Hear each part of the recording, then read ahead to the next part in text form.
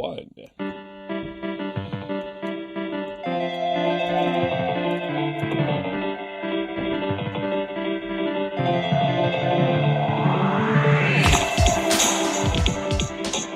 Well, hello everyone. Welcome to the Hockey Podcast.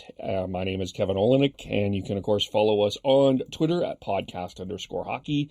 Like us on Facebook, the Hockey Podcast. Subscribe on iTunes or Spotify, and give us a nice rating if you so desire. And there'll be more information to come soon as well. We did talk to we talked about the WHL recently and their return to play and their plans for the upcoming season. Our topic today is the BCHL, and there are 35 players in the NHL that have played in the BCHL, which include Milan Lucic, Kyle Turris, Alex Kerfoot, Tyson Jost, Dante Fabro, to name a few, and a little bit Matthew Barzal. We'll get into that a little bit as we get on here.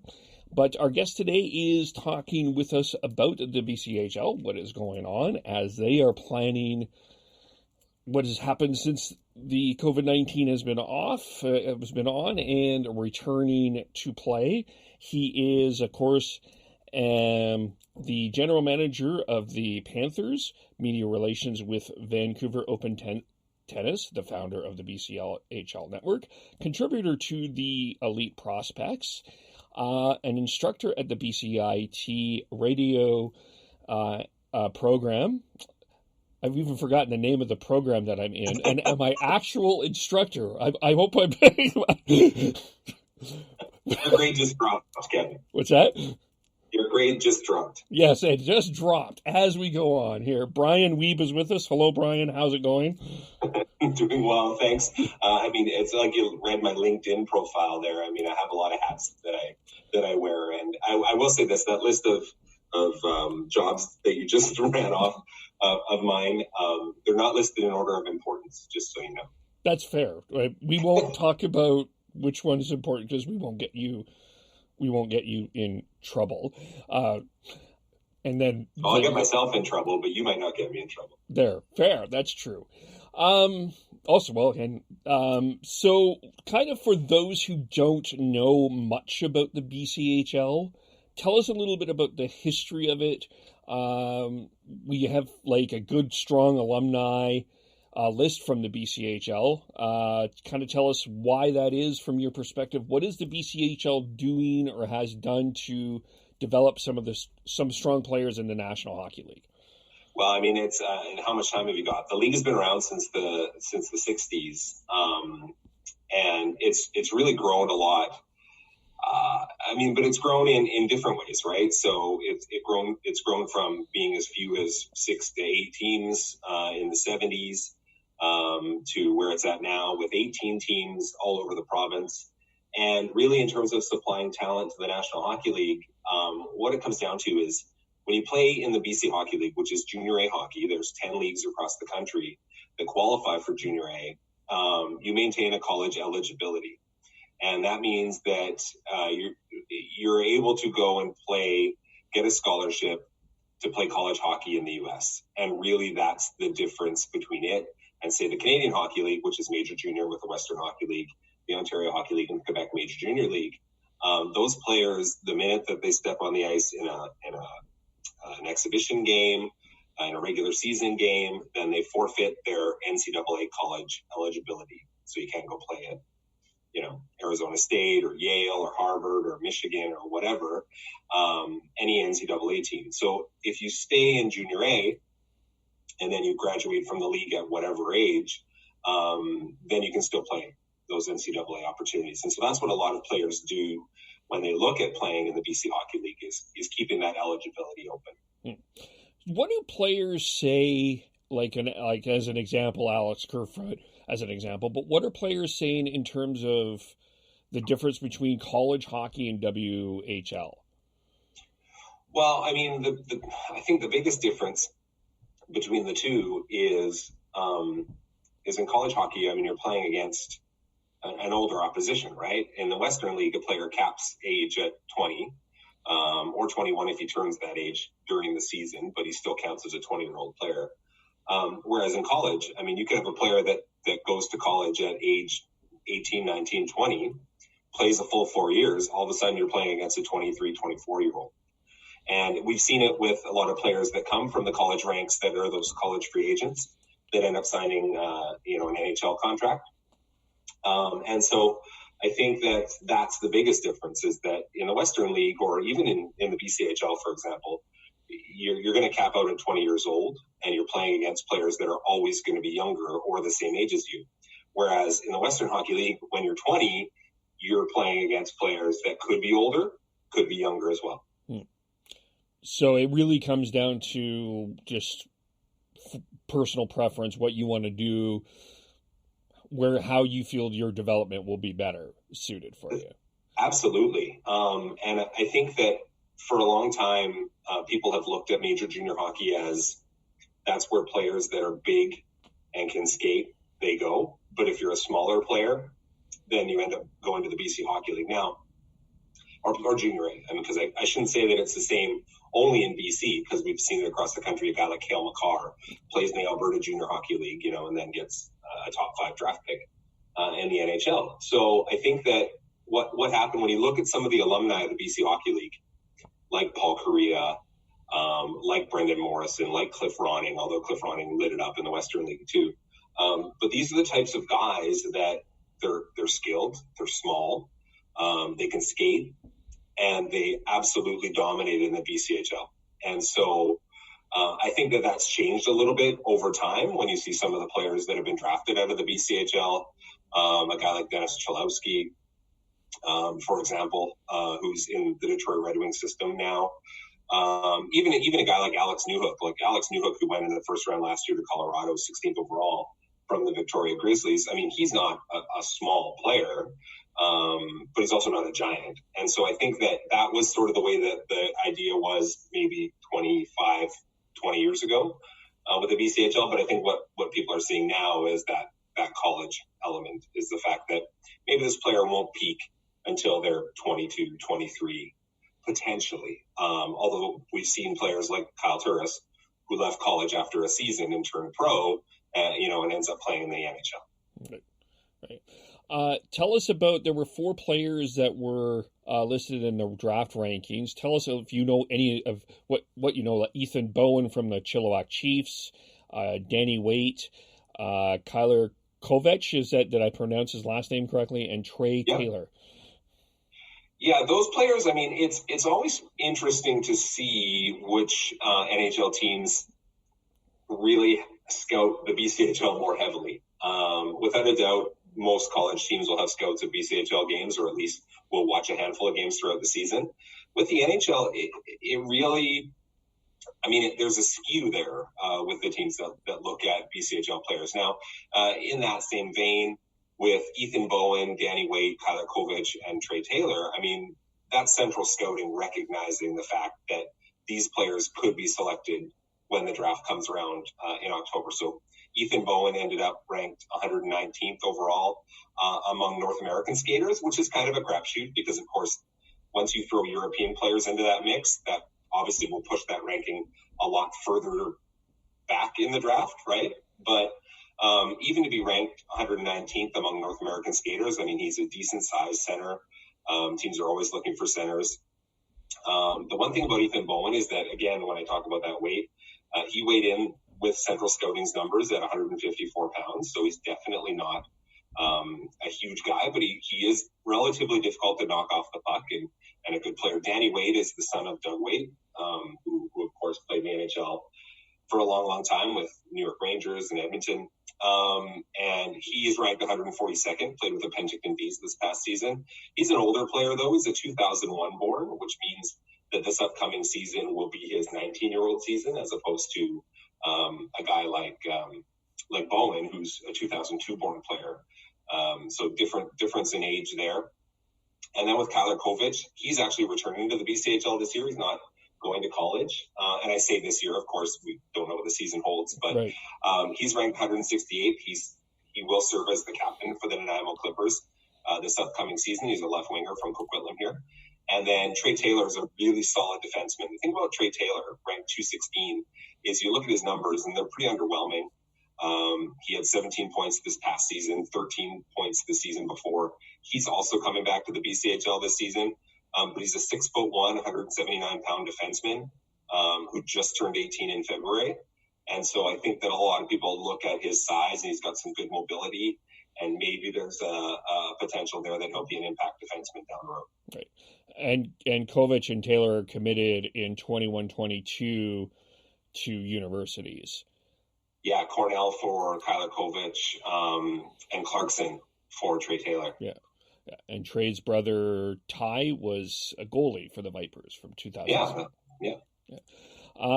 So you kind of mentioned this. So tell us a little bit about what the BCHL has been up to in terms of being off. And it's obviously not the best or ideal situation, but where's the BCHL back going, and then kind of where are they at in terms of returning to play? What is sort of the topic around that? Well, I know that the league is, in my conversations with the commissioner and with some of the staff in the league office, I mean, really, they're much like the NHL was. They're stuck to what the provincial health authority says, and Hockey Canada and BC Hockey have sort of put the onus on. I mean, BC Hockey has a lengthy return to play document for any organization from minor hockey up that's hoping to play in 2021. And so I know that the league is looking at that return to play document from BC Hockey. Hockey Canada has kind of said, you know what, the leagues are on their own, and not in a negative though. Like it said, we recognize that each health region provincially is different. And as we've seen with the COVID-19 cases, it's different in Ontario, it's different in Manitoba, which is doing fantastic, and it's different in BC, Alberta, et cetera, right? So what the BC Hockey League is doing is working within those parameters and then also trying to figure out, okay, how can each of our franchises be financially viable? And because that's the other thing that's weird about the BC Hockey League is that it's got a lot of different ownership structures. So some teams are community owned, some teams are a partnership between a handful of owners, other teams have a singular owner. And so as a result, it's sort of a different animal when it comes to financially, can you make things work, right? And so in some cases, some teams might do okay with limited audience, which we know right now in BC, you're limited to gatherings of 50 or less. Well, in an arena like the South Okanagan Event Center that holds more than 3,000 people, you're going to get 50 or less in there to watch the Penticton Bees play. That's not a huge number at the gate, right? Like that's not bringing in a big amount of income for your franchise. Also, in most cases, BCHL teams charge a small fee to play, but it's not a large enough fee to offset any sort of major cost of ice costs and coaching staff and equipment and all that other kind of stuff. So that's where I think that the teams are trying to balance what they can do. And so, I mean, it's not unique to the BCHL, that's for sure. I just know that with the opportunity here in BC, with how solid things have gone in terms of the COVID-19 numbers, I think that's the reason for the optimism. The one fly in the ointment, though, Kevin, is the Wenatchee Wild. Sorry, the which? Sorry? The Wenatchee Wild. They're playing Washington State. Oh, right. Yes, okay. That is an interesting... That's the Toronto Blue Jays dilemma, isn't it? Yeah, kind of, right? In reverse, though. It's a much bigger issue, don't get me wrong, in the Western Hockey League or in the OHL, where there's multiple teams that are in the U.S. Like, I mean, the Western League has an entire U.S. division, for example. But it presents a bit of an interesting scenario for the BC Hockey League that if they get the okay to play, meaning all the rinks are open, players can travel, all that kind of stuff, what do they do with Wenatchee? Because the U.S.-Canada border is closed still, right? And so how do those players come across? Is that deemed essential? How do they make it so that it's safe? Do they quarantine for 2 weeks? When do they do? Like, there's so many questions that come up as a part of having a team in the United States. And we've just seen, like, the numbers for COVID-19 obviously skyrocket in that country. And so I don't know. Like every time that I ask someone at the league office what they're going to do about Wenatchee, the answer is always the same. And in fairness, it should be. We're planning for Wenatchee to be able to play. We're planning to ice 18 teams in 2021, however that is. So it remains to be seen, but it is definitely a fly in the ointment for sure. Have you heard from any parents about any concerns about that, or?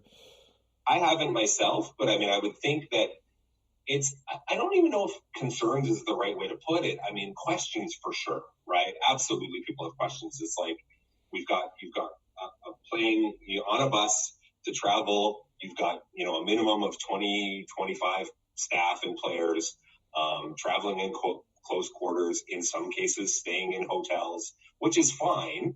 But what do you do when you've got 3 players in a hotel room? Well, there's no physical distancing. Like how do they do that? And so I think that it's all the stuff that goes on outside of the arena that is more difficult to manage, like with team meals and all that other kind of stuff. I will say this too, the BCHL always has a large amount of American players who come to play because in a lot of cases it's seen as the best junior A league in Canada. It has definitely the most college commitments of any junior A league in Canada, and third best in all of North America. And so what ends up happening is you get a lot of players that come. Each team is allowed 6 import players, meaning not Canadian. And so sometimes teams cap right out at that number of 6 players. So, you times that by 18 teams, and that's a lot of American players that could be looking at coming up to play in Canada this September. Can they get across the border? And that's a whole other question that's going to come as we get closer to the start of the season. Yeah, I imagine all of you guys are going to be dealing with that. That's going to be something everyone's going to have to deal with in some way, shape, or form. Any team that doesn't use players solely from its own country. So, I mean, there's Canadian players that go down and play junior hockey in the U.S. too that would be facing the exact same situation. Right, because you have the Thunderbirds, you have the Spokane Chiefs, you have the Winterhawks, as an example. Everett, right? Yeah. Tri-Cities. And then even in Junior B, like there's a Junior B team in Spokane.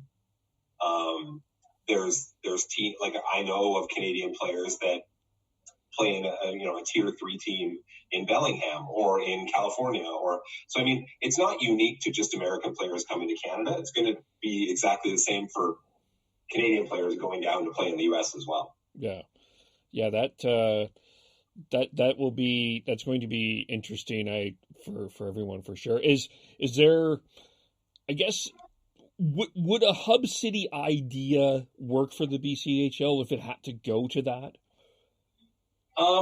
I don't know if that's cost effective, to be honest. Like I think probably what is more likely is reducing travel. And so, for example, right now, the way that the schedule is built, there's 2 conferences in the BCHL, the Interior and the Coastal Conference. And the Coastal Conference is made up of teams in the Lower Mainland of Vancouver and on the Sunshine Coast and at Vancouver Island.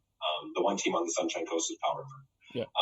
Then in the interior, you've got teams from as far north as Prince George, as far south as Wenatchee, and then as far east as Cranbrook. And so I think what could end up, so obviously in the Lower Mainland, it's relatively easy for Coquitlam, Langley, Surrey, Chilliwack to play each other a lot without even using a bus, right? Like the players could drive to road games.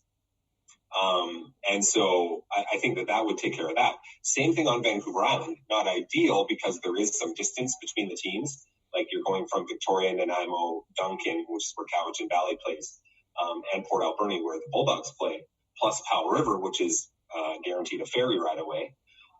But if you kept those sort of island teams together, then maybe there's something worked out where they don't come over to the mainland as often, or maybe not at all. The interior is a different animal because those teams are so spread out. And so that's where I could see maybe a hub situation. And this is just me speculating. I don't actually have any solid knowledge of this, but I wonder about a hub city of like a Kamloops for a team like Prince George, or something like that, because Prince George is that outlier being so far north. Yeah. Because if you get to a Kamloops or you get to a Kelowna, you can be as close to playing in Vernon and Salmon Arm and Merritt and West Kelowna and Penticton, right? And then, maybe potentially you don't go to Trail or Cranbrook as often, or Wenatchee, who knows, because the border is still closed. So I think that there is a way to make it work, but I think what the league has said, or I know what the league has said, this is what I think, is that they're looking at pushing back a start time potentially of October. Because that's the one thing that BC Hockey's return to play plan has been very explicit on, is that right now we're in a phase where it's sort of like, things are just reopening, as we know that with COVID-19. But in terms of their return to play, they were looking at September as the earliest point for the next phase, which is potentially opening to fans and that kind of stuff. And so I think that, and I know a lot of the city-run arenas still aren't even open yet, because a lot of the recreation managers, first off, they're working with, in a lot of cases, a smaller staff because of COVID-19. And then in the other breath, they're working on, a lot of recreation city managers right now are working on opening the outdoor activities like pools and parks and splash parks and skate parks and that kind of stuff, right? And so they're not looking necessarily at arenas as a priority in July. And so I think that that's where a lot of this is speculatory. A lot of it's on hold because we just don't know what September is going to look like. Which is why I think that a lot of leagues, and again, not exclusive to the BCHL, are earmarking October for that time, because then it would sort of give a month for hockey to get into that next phase of opening. Right. So with the October start and the NHL planning at this point, and I'm using the word planning because we still don't know. I mean, things could change. The plan is the draft in October. Does that hurt the BCHL, or does that help the BCHL, or is that does it matter? I'm not sure if it's. I don't think it's either. I think the odd thing about it, I saw a tweet about this the other day. That was when the NHL announced when the draft was going to be, which is October 9-10, right? Yeah. It said that players could be on the ice playing and get drafted. Right, like that doesn't happen when the draft's in June. No. But it could happen with the draft in October. It's like you could be playing a college game or a junior game and actually be selected at that exact moment as you're playing your game. He's on a breakaway and drafted. Oh, he just got picked by the whoever. Yeah. So again, I don't think it impacts anything either way. It's just kind of an odd. I mean, everything's odd about what's going on with this. So. No. It's just an odd thought to think that a player could be in the middle of a season and get drafted in the NHL, or not even the middle of the season, beginning of the season. Right. Yeah, exactly. I mean, that's I think going forward, I think the challenge, I wonder what the challenge would be, because I think the NHL is going to be, in a couple of years, they're going to have to work back to September. If they decide to go back to that September-October start, which has been discussed a little bit if they really want to do that or not, I think it's ideal to have all the leagues try to start it at the same time as possible. But if the NHL is going to revert, or it's going to take a couple years for that, even with this, to get back to the air quote normal September if they decide to do that. Yeah, and I mean, what do we normally see in September for the NHL? Preseason games. But I mean, usually the BCHL starts, I want to say the second week of September. So usually it's like the Friday after Labor Day. Junior B usually starts about a week before that. And so I mean, there's a lot of dominoes that fall there, right? Like we've seen it over the years where a player from, say, Major Junior, like the Western Hockey League, starts the season in the NHL, doesn't play his 10 games, and then gets sent back. Well, then all of a sudden they've got to create roster room. Well, there's a trickle down to that, is that potentially if a player didn't play in the Western League, maybe he comes back and plays Junior A, right? So I think that's where the staggered start to the season has always created wrinkles. And I'm not sure you'd ever get all the leagues like that where there is that trickle down, meaning the NHL, the American League, Major Junior, and Junior A to all sort of align their schedules such that, I mean, they play different amount of games and all sorts of things. I'm not sure you'd be able to get them all on the same page, and not because they don't want to, but just because logistically, right. I don't know if it'll work. Right. Yeah. BCHL plays 58 games. NHL plays 82. Right. Yeah. Yeah. It's. I guess it's going to be. Yeah. It's interesting to see it. What would be the latest that the BCHL would want to start, though? Like, if October didn't work? Well, the season normally ends usually the first week of March, so usually like a March 4th, 5th, 6th kind of time. And it wraps up on the weekend, so it'll be like a Friday, Saturday, Sunday would be, quote, the last weekend of action. And the whole reason for that is because the National Junior A Championship is a set date in May. Like, that's a set tournament, like the Memorial Cup is. And so as a result, they've got to work back from there. And so they've got to get all their rounds in, and then there's a regional. So I know that in talking to Commissioner Chris Hebb, they've got plans for 50 game schedule, 40 game schedule, like probably even a half game schedule, like a 24, 28, 30 game schedule, right? So I think that if they could, and most teams play between 8 and 10 games a month. So I think if they went, as late as December, they probably could get in a reasonable season, and still play. Like, I think that if they pushed it to December, that they could certainly get in a half a season, and maybe even more if you push the number of games, right? That's fair. In terms of recruiting, and I forgot to ask about Matthew Barzal, but I think this will fit well, because Barzal is a bit of a unique situation. But so tell us a little bit about because Matthew Barzal, I think people think of him as Coquitlam Express, but he's a bit of a unique situation, isn't he? Well, he is and he's not. So, I mean, he's an example of a player that when he was a young player, he was playing what was then called Major Midget. It's now been renamed U18 AAA. And when he was playing there with the Vancouver Northeast Chiefs, and lighting it up like 103 points, he signed an affiliate agreement with the Coquitlam Express. And so, again, that's an example of a guy like Barzal doing what I talked about earlier. He can risk-free play games in the BC Hockey League, which he did with Coquitlam, 6 games that year in 2012-13, and not ruin his college eligibility, meaning he could have gone off to college. Now, something happened between the offseason of 2012-13 to 2013-14, where he got recruited by the Seattle Thunderbirds.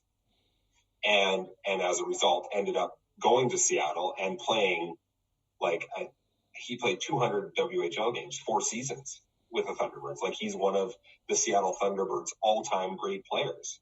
But he was also drafted by them in what was the WHL Bantam Draft, first overall, in fact. So the Thunderbirds already sort of had their meat hooks into him, even when he signed that affiliate player agreement with Coquitlam. But the thing about being an affiliate in BC is that, and Hockey Canada, I guess, is it expires at the end of the season. So you've also seen this before, where a player will sign an affiliate agreement with, pick your BCHL team, doesn't matter. Right. And then he's actually recruited by another BCHL team for the following season because that affiliation doesn't continue. Now, if Coquitlam, and I'm sure Coquitlam in the summer of 2013 was trying to recruit Matthew Barzal to come play in the BC Hockey League, but for a lot of players, and this is their fair right, because the Canadian Hockey League is proven to be the fastest step to pro hockey. Like, it really is. Like, no one can deny that the CHL provides more players to the NHL than any other league in the world. No. Like, that's just fact. And so I think that when it's tough too, because a player, when they're like 16, they've got to make this decision. And I mean, obviously in talking with their parents, and they probably have an advisor and all that other kind of stuff, but, which is what it's called at that level, because if you have an agent, then you can't go to college. Right. It's an advisor. Yeah. And so there's a lot of players that sort of wrestle with that. I mean, from my point of view, it's all about what's best for the player. So if the player looks like a bona fide, like, NHL star in the making, and the idea is that, you know, this player can handle a 72-game season and potentially a long playoff run in the Western Hockey League and all the travel that goes from, you know, say he plays in the BC division in BC in the Western League, you know, and the idea of traveling to Brandon, Manitoba and Winnipeg and being gone from school and whatever, all that time, then absolutely, then the Western League is a good fit for that player.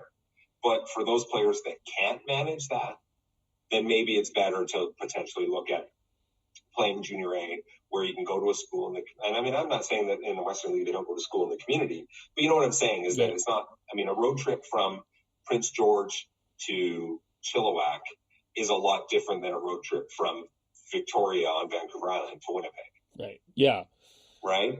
And so I just think it's different. And to me, it's not like there's a one size fits all for any player. Like, and the problem is that hindsight's 2020. So in the case of Matt Barzal, going to the Western League was a good decision. Like, it was a great decision. He was captain of the Thunderbirds. He went from, you know, Seattle in one season to a full-time NHLer getting 85 points the following season. Like, fantastic. But there's countless other stories of players that probably weren't ready. And so, I don't know, at 16, 17, I figure there's no risk in playing Junior A when you can still go from Junior A to the Western League or Major Junior, but you can't go back once you've gone to Major Junior to go to the NCAA. Yeah, and I guess the other side of that, too, is you think of some of the top prospects, like, you know, and I'm just in big picture, Lafreniere as an example, mm-hmm. where you kind of get the sense as soon as you see him, he's going to be a superstar, where maybe an Alex Kerfoot, you see a really strong hockey player, but not necessarily going to be a superstar in the NHL. Well, and Kerfoot is a great example too, because I mean, he was a 5th round draft pick. Yeah. I mean, a different example would be a guy like Tyson Jost. So, like, I mean, he went 10th overall in the NHL draft in 2016. And you know what? In fairness, Tyson Jost is still trying to find his footing as an NHL player 4 years later.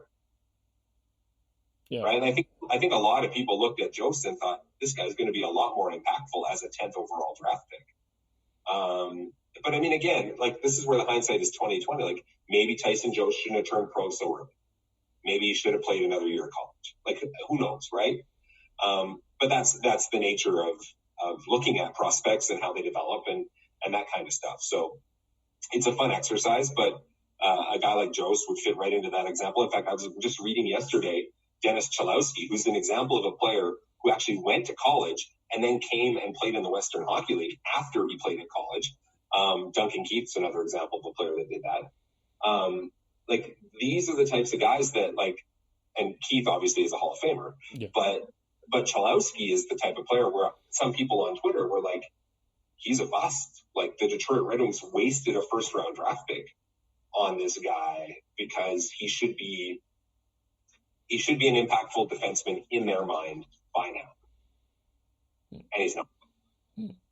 Like, he's shuttling between the American League and the NHL. But I mean, like, that happens with lots of players, right? Like, that's not abnormal. No. But he has different eyeballs on him because he played. He's a 1st round draft pick out of Junior A. Yeah.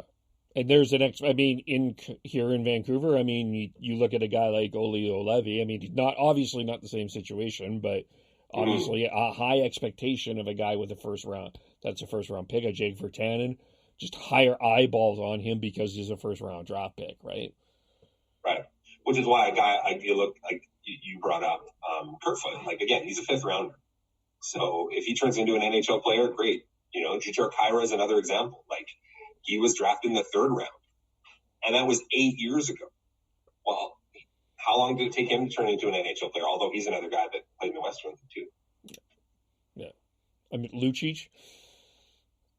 Well, Lucic is another example. He played one season of Junior A, kept that eligibility open, and then ended up turning to play major junior because he thought it was a better for his development, right?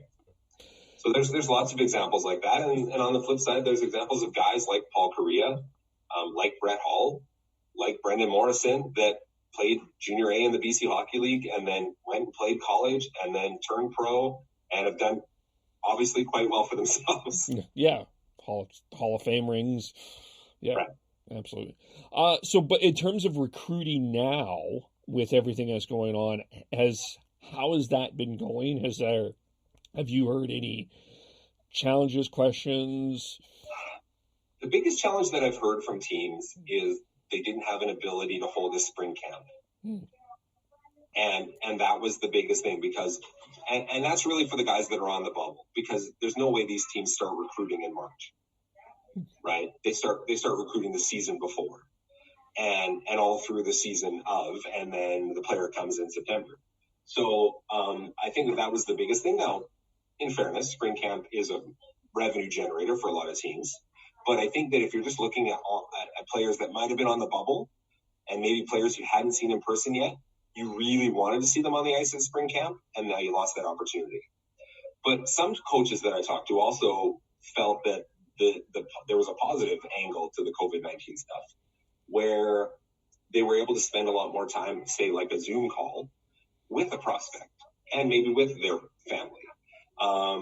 And really get to do more video work and that kind of stuff. So I think that recruiting hasn't necessarily been hurt by it, but it's just been, like everything, different.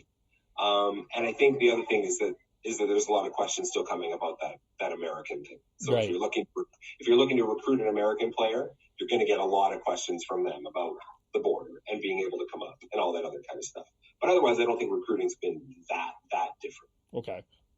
Fair. I was just curious. Now, you're also looking, we talked about this with Paul as well, with the Dub Network. There's teams looking for writers and media opportunities. And we'll get into a little bit about some of the courses that you're working on at BCIT here, but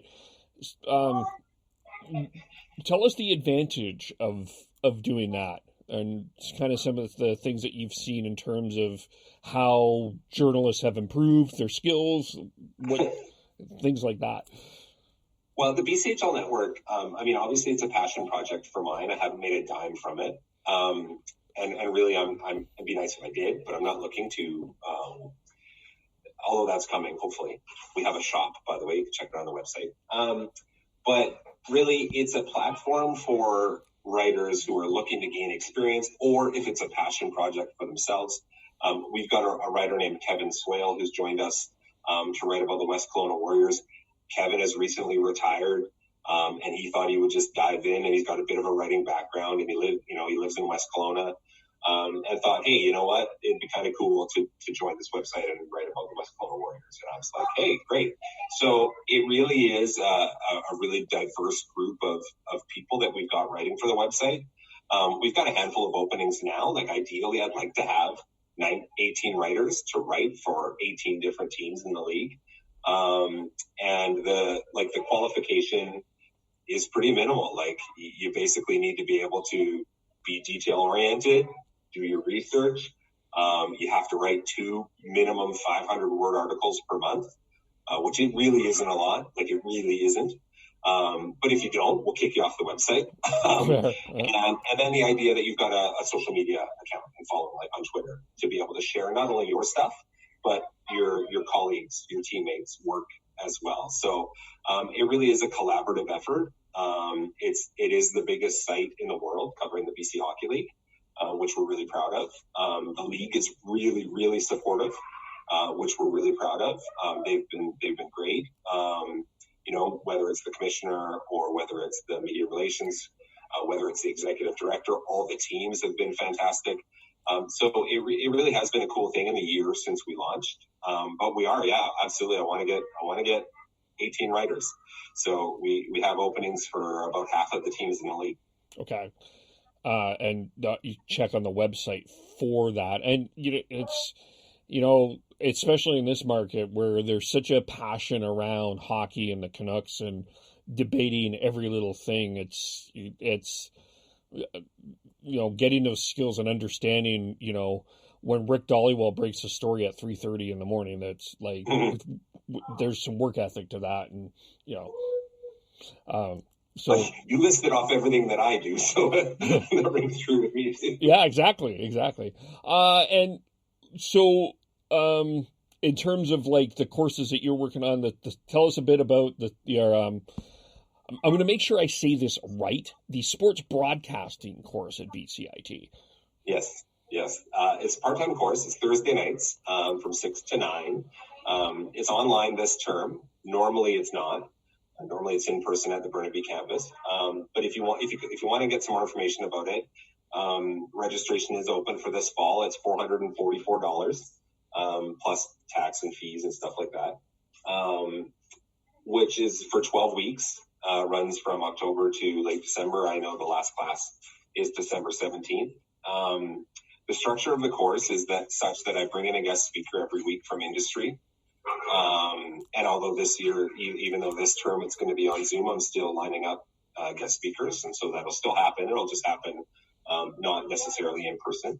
Although I'm looking at that as a positive. Like, this now opens the door for me to be able to bring in guests that aren't geographically located in the Lower Mainland. So I'm kind of excited about that. And I've had a good response. And so you can just go to, like, if you just go to bcit.ca, just search sports broadcasting, the course will come up, or it's pinned to the top of my Twitter account too.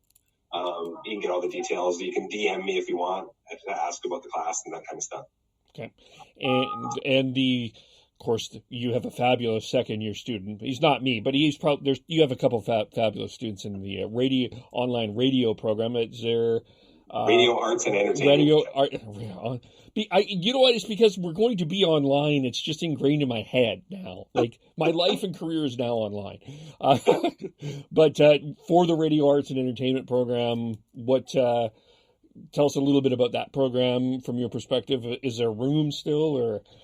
No, actually. Great. We are full for the fall, although we're building a wait list because undoubtedly we will lose a handful of students over the summer. We do every year. It's not COVID related, although some of it may be COVID related this year. But no, I mean, every single summer we have students that either can't financially commit to coming to school full time, or they change their mind and decide they want to do some traveling before they start full-time school. I mean, like, it really runs the gamut of reasons why people get accepted to the program and then don't end up coming. And that varies every single year. So sometimes we have, 2, 3, 4 spots that are open. Other years we have 1. And so we are full, but we do look for a wait list. So I appreciate the plug on that. I do have to say that you've got classmates that were waitlisted students that ended up coming at the last minute. Yeah, me so too. Being on the wait list is not the end of the world by any stretch.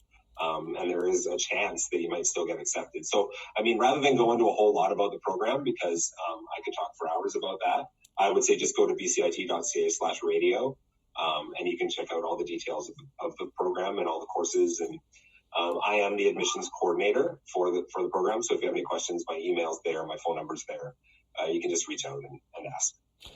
Maybe we'll just the last question I'll ask is sort of around, because we are planning. I'm working on, full disclosure, we will be getting Rick Dollywell on our podcast at some point. But one of the things he wants to talk with us about is media. But for your perspective in terms of the sport journalism world right now, what is sort of the biggest challenge that you are seeing, or kind of in a quick, you don't have to go an hour, but like just sort of what you're seeing, and then the importance of it, and in terms of like what can blend from sports into news, really a lot of that too, in terms of journalism. Well, I think that, I don't know, like, so are you talking about what are the challenges that I see in the industry itself? Yeah, I think people are, sometimes, of course, you see an Elliot Friedman and a Bob McKenzie or Rick Dollywell breaking things, or Frank Saravelli, and sort of like... Oh, well, like, it's no different than me. Like, I'll give you an example. So, trust. That's the best way I can put it, is trust. Yeah. You build relationships. You build trust. I was working on an article myself the other day, and it was about a player, whether or not he was going to college this fall or fall 2021. And I was able to text the coach of the team that he plays for and say, hey, is this player coming or, this September, returning to your team this September, or is he going to school next year? Or, you know what I mean? And a coach got right back to me and said, he's going to be back with us this year and going to college in September 2021. But there's no way that I could, like, if I didn't build a relationship with that coach over the years, there's no way I could have just texted him, because he would have been like, who are you? Right? And so, I mean, I've worked around the BC Hockey League for close to 20 years. And so over that time, I've built these relationships, and it really comes from, like, if you're going to have Rick on your show, that's awesome. How did that come about? You asked, right? Yeah. And so that's the starting of building the relationship, is you ask. And so that's one thing that we're proud of with the BCHL Network, and even at BCIT, is that we encourage you to just ask. And if you're respectful and you're professional and all that other kind of stuff, and you don't violate the trust. Like, if I vouch for you, and I mean you personally, Kevin, if I vouch for you, then that's me putting my neck on the line, right? Like, and if you violate that trust, then the person's going to lower their opinion of me. Right. Yeah. Right? Like, not only will it sewer their opinion of you, but they're also going to be like, whoa, like, Brian stood up for this guy. And so that's where the trust is a huge thing. So that's the best thing that I could say that you need to build is, and I mean, I'm talking at a team and player level. Like, it's cool. Like, I love seeing all these podcasts pop up, and I love seeing, like, that's awesome, because there's a desire for the content, and I have no doubt about that. And I think that I love seeing so many people that have had a long career in the industry willing to help out, whether it's Jeff Patterson or Rick Dollywall or you name it. They're all a Rob Fay. They're all willing to help out people like yourself. And I think that that's the one thing that they would echo too, is that, like, you can't violate that trust. So for me, industry-wise, like, that's the biggest thing you can do, is you can build that trust. Now, it's different at the pro level. Like, it's absolutely different at the pro level when you're dealing with people making millions of dollars. And the competition is fierce, right? But I'll give you an example, is that what if you, like, let's say, for example, you decide to strike up a relationship with, when I say relationship, I just mean a professional relationship, right, or not even a friendship, with a coach of a BCHL team. And then that coach 4 years from now gets hired in the Western League. And 4 years after that gets an assistant coaching job in the NHL. And you've maintained contact with that person all that time. Well, now all of a sudden, an NHL assistant coach. Right? And so that's a great relationship to have. And so I think that's how a lot of people build that. Like, Jeff Patterson is a fantastic example. Jeff was the play-by-play voice of the Kamloops Blazers when they were winning Memorial Cups in the 90s with players like Jerome McGinley and coaches like Ken Hitchcock and Tom Rennie. Like, Jeff knows those guys. But at the time, he was just a major junior, and I say just a major junior broadcaster. That was in air quotes. And they were just junior hockey players / coach. Well, now you're looking at Hall of Fame players and coaches. But that took 25 years, right? And so that's the other thing, is that, you don't want to give up. So, I mean, that's what I can say about the industry itself, is that trust plays a massive, massive role. Yeah, for sure. Well, Brian, thank you so much for coming on and taking some of your Saturday afternoon with us. And so the website's, again, BCHLnetwork.ca. Correct, yeah. And follow you, Brian_Wiebe. And you will see all the lists of things that he's involved with. I mean, we didn't even get into the tennis. No, tennis, cycling, you name it. Awesome. Well, yes, an all-round man.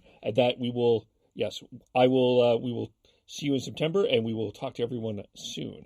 Bye for now.